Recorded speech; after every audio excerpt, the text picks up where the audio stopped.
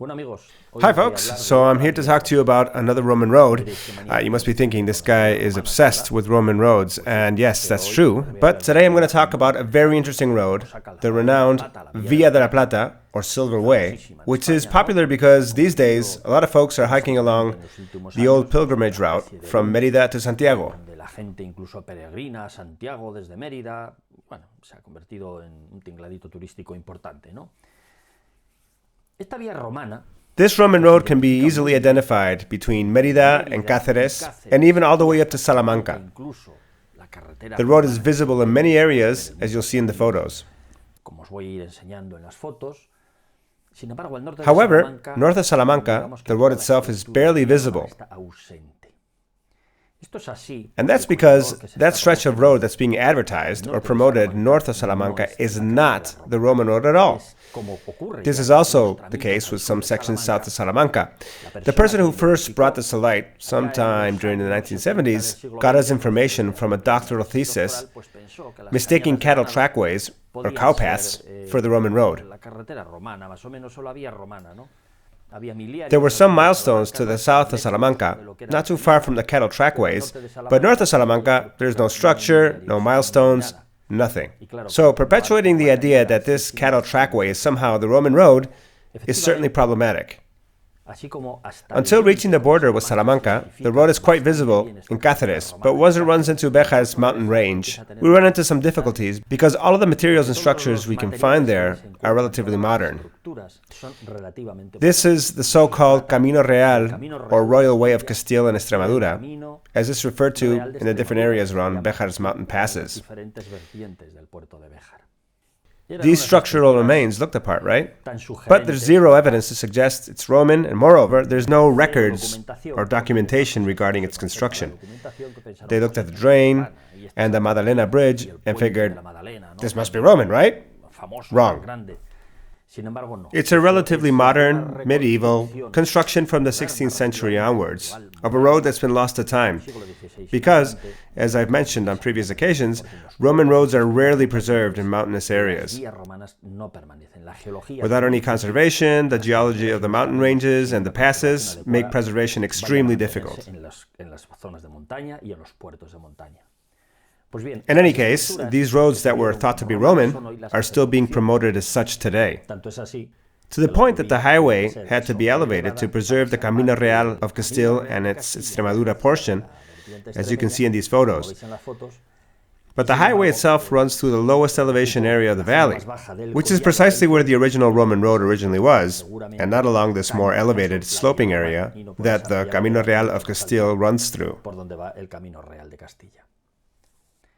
But when we view the plain, we can make out the Roman road again because there's less erosion and greater preservation. And that's when we see the reappearance of milestones, stretches of the road's embankment foundation. Robles de Salvatierra is a terrific place to view a long, straight section of the Roman road running parallel to the aforementioned cattle trackway. But then, in that same village of Fuentes Roble in the 1980s, the local parish priest had the bright idea of reconstructing what he believed to be a Roman road, as you can see, and it's being advertised with signage so people can quote-unquote learn about what he believed Roman roads were like. And sadly, that cross-section is famous the world over, plastered everywhere, all over the internet, as a quintessential Roman road, which is absolute nonsense and only perpetrates this incorrect idea.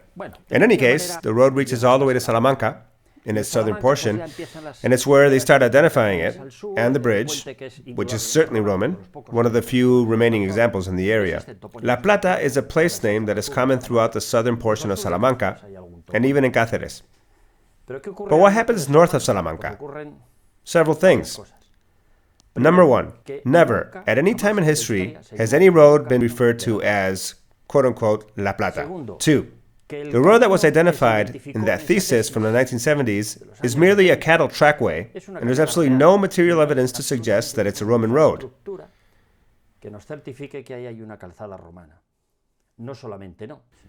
Indeed, after the research we carried out there in the early 2000s and beyond, we identified the road's entire extension between Salamanca and the Duero River, with hard, structural evidence, which is clearly a world away from that of a cattle trackway, and two entirely different things.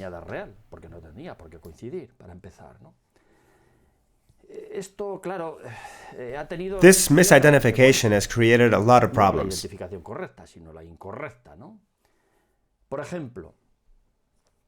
For example, nowadays there's a tourist route that claims it was a pilgrimage path for Mozarabic pilgrims, the quote-unquote Mozarabic way.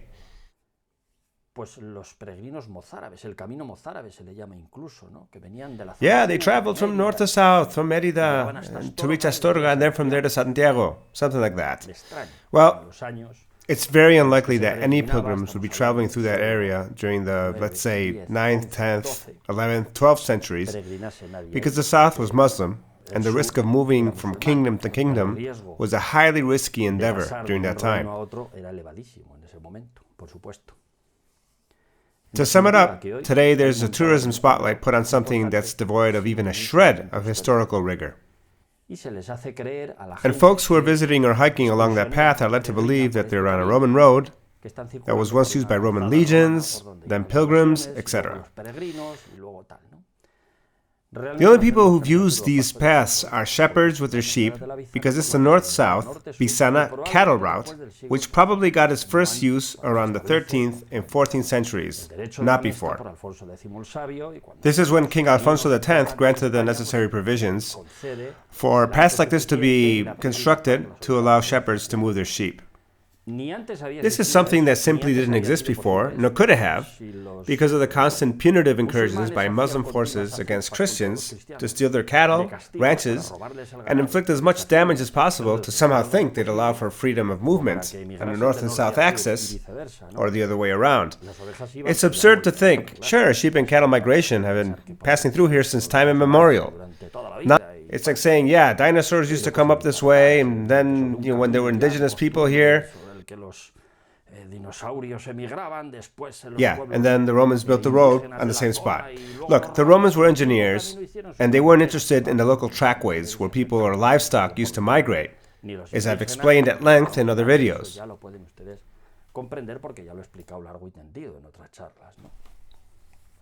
Let's talk about this road and head a little north of Salamanca.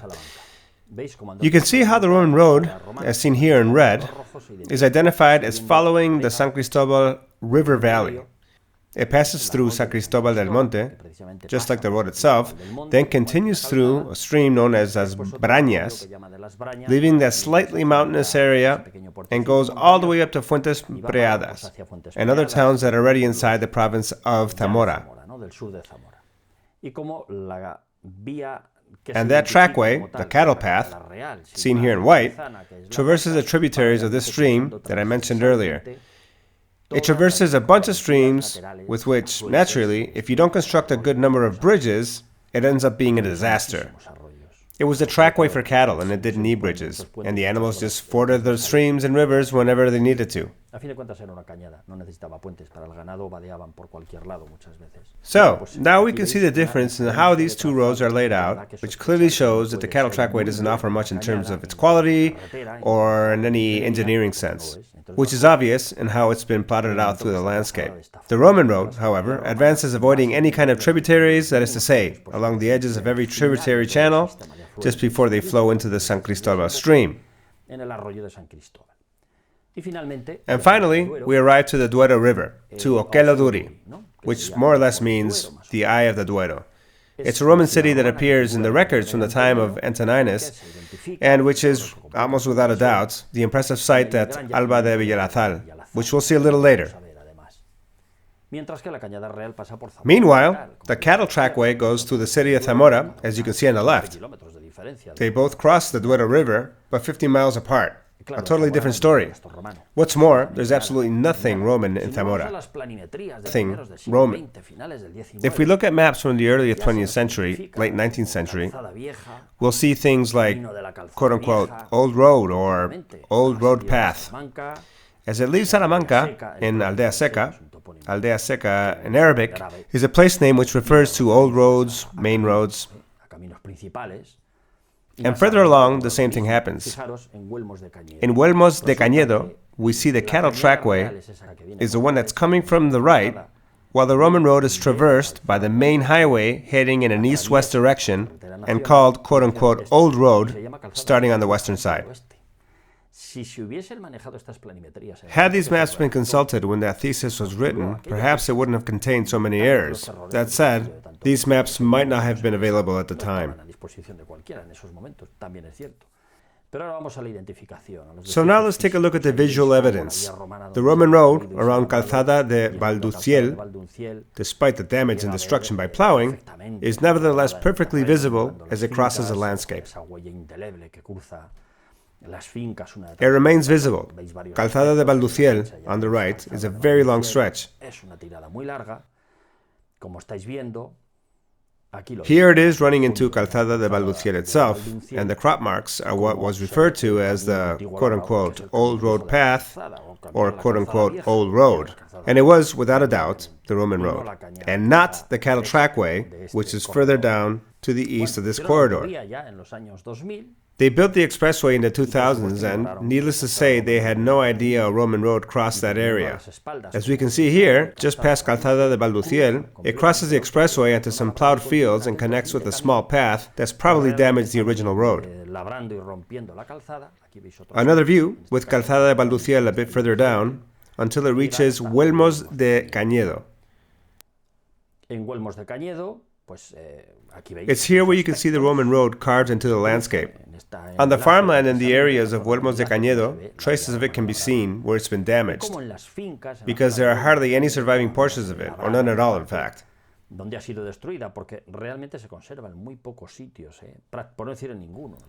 For example, here, running parallel to a country lane, all the stonework from the Roman road is there, on the highest point of the farmland.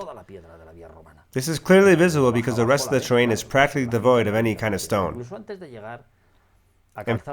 In fact, before reaching Calzada de Valduciel from Salamanca, you can see how the Roman road has been run through by modern machinery, probably in the 1980s. And very clearly you can see the telltale quartz stones here. That's not very common to this area. Quartz stones have that characteristic white color, and that's why from the air it's easy to identify. The road itself was slightly more elevated, but its original surface can clearly be seen in this section.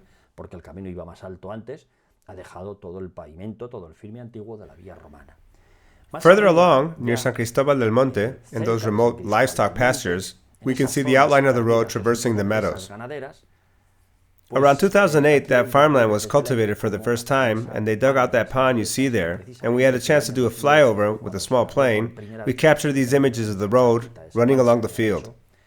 So when the grain is just starting to grow, with the crop marks, you can see that clearly that yellow line, which is the destroyed remains of the Roman road. Veréis como cuando el cereal está incipiente creciendo destaca tremendamente la línea amarilla. Esa era la calzada romana destruida.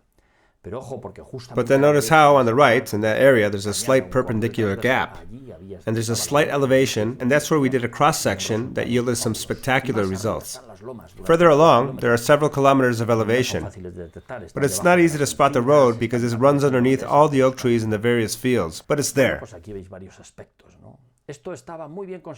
Up until a few years ago, this area was relatively well preserved. 10 years ago or so.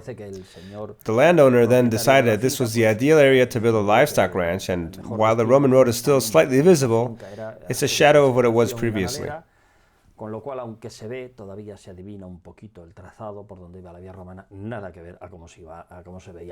First and foremost, that pond they dug out is nearly tripled in size, and the livestock has totally trampled the entire area.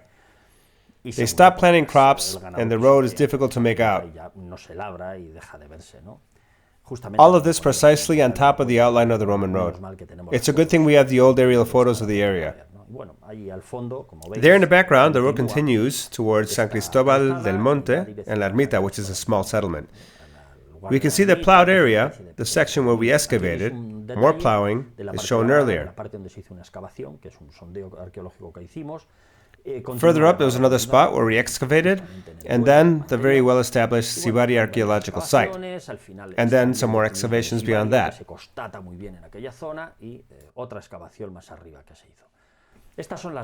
This is the elevated area found around San Cristóbal del Monte that continues for several kilometers. In some stretches it's very pronounced, in others not so much, but it's clearly there. This led us to immediately conclude that the hill area on the right is where the Roman road was, no question.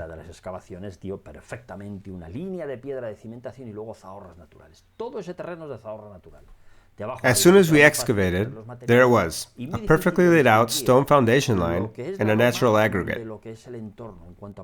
This area is packed with natural aggregate, so it was very easy to extract the materials and very difficult to distinguish the elevated area from the rest of the landscape in terms of material. Why? Because it was constructed using the same materials found in that area. And apart from that small stone foundation, the entire elevation is comprised of natural aggregate. But there it was. That's the elevation, and that's a telltale sign of a Roman road that went from Salamanca to Villalazal or Quelladuri.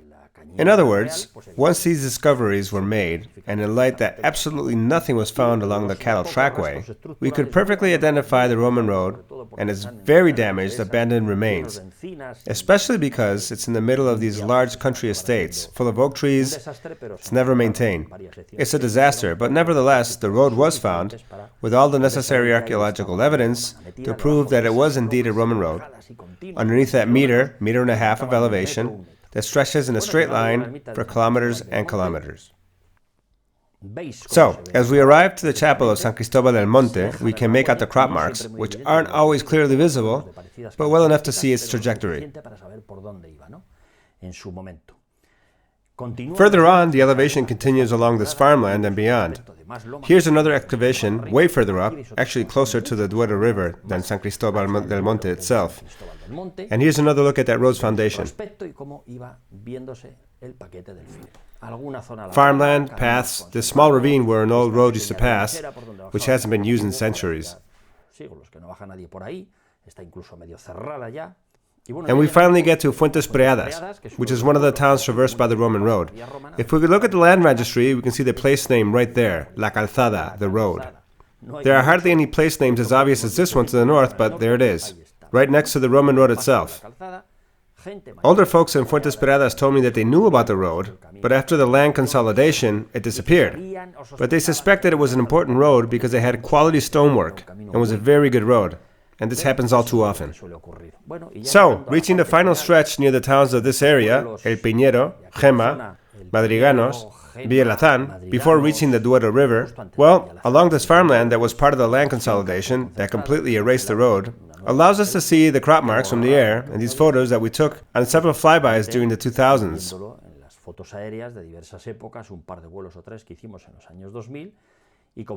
We can see large stretches running along the landscape. Here's another portion that's easily visible. This one, specifically, is visible most of the time. Here it is, and we can see it very clearly. In fact, during this recent flyover, since we were in the area, we figured, well, let's check it out.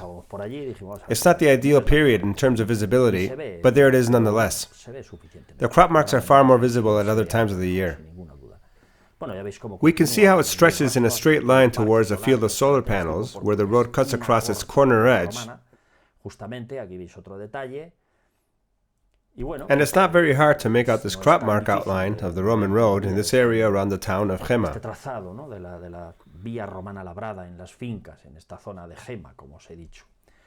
Here's another shot of an ideal period of when to make out the crop marks, where we can see the same solar panel field in greater detail because of the farming on the fields. And here's a different shot at another time of year where the visibility is far worse, but the road can nevertheless still be made out. Another shot where we can see the crop marks of the Roman road running in a perfectly straight line. Which finally brings us to Alba de Villalazán, which is an archaeological site that's not very well known, but it's absolutely visible. It's very obvious from the air. We can see the urban layout of what was known as Ocheloduri, viewing the crop marks on these cornfields, with the crops at their peak because it's not nearly as visible at other times of the year. Moisture is also a factor. This photograph specifically was taken by Julio del Olmo during flyovers in the area in the 1990s with fantastic results. I want you all to have a good look to see just how visible these remains are. All of this has changed now. Where there were once cornfields, now you see these circular plots of farmland, but nevertheless it's all still there. The streets, and nearby, we can see the crop marks of earthworks or a ditch of a legionary camp, which has been identified since a long ways back because of aerial photography. Again, more or less visible depending on the time of year. And this is right next door to what we know was the city of Ocheloduri. It's a major site and a big deal because it's a proper Roman town through which the Roman road passes.